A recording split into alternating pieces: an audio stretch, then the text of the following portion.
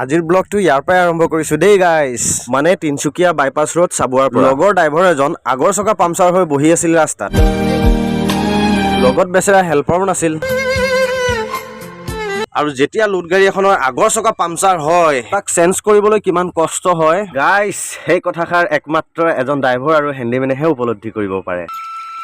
উপায় নাই, বৰ্তমান সকলোৱে মিলিজুলি টায়াৰটো চেঞ্জ কৰিলোগৈ শেষত। গাইস, প্ৰায়ে আমাৰ দিনত গাড়ী চলোৱা এলাও নাই। আমি হৈছো একমাত্ৰ নিশাচৰ প্ৰাণী, সেয়েহে দুপৰীয়া আহাৰ সাজ বনোৱাৰ আৰম্ভ কৰিলো। গাইস, এখেতক মইতো পৰিচয় কৰিয়েই দিয়া নাই আপোনালোকৰ লগত। এখেতৰ নাম হৈছে মনোজ শইকীয়া দেই ৰাইজ। মনোজ দাই কাটি আছে বৰ্তমান ছাগলী পেটু, জ্বলা ভাজি বনাব বোলে হেনো। যিহেতু ৱেডাৰো আজি অলপ ইয়াত ঠাণ্ডা, মই আকৌ এইফালে পিয়াজ চিয়াজ কাটি একদম ৰেডি হলো দেই ৰাইজ। এইফালে আকৌ আমাৰ ত্ৰিদেৱে ভাত বনোৱা ছেকশ্যনটো চম্ভালি আছে দেই ৰাইজ। মই ভাবিলো আকৌ অকল ছাগলী পেটুৱে জানো ভাত সাজ খাব পাৰিম, তাতে জ্বলা হ'ব যিহেতু। সেয়েহে মনোজ দাইও গাহৰি মাংসকে আধা কেজি বনোৱাই দিলে। গাহৰি মাংস বনোৱা ছেকশ্যনৰ দায়িত্বটো সকলোৱে মোকেই দিছে দেই ৰাইজ। পিছে বনোৱাৰ পিছত কেনেকুৱা লাগিব খাবলৈ সেইটোহে মই গেৰাণ্টি ল'ব নোৱাৰিম দেই।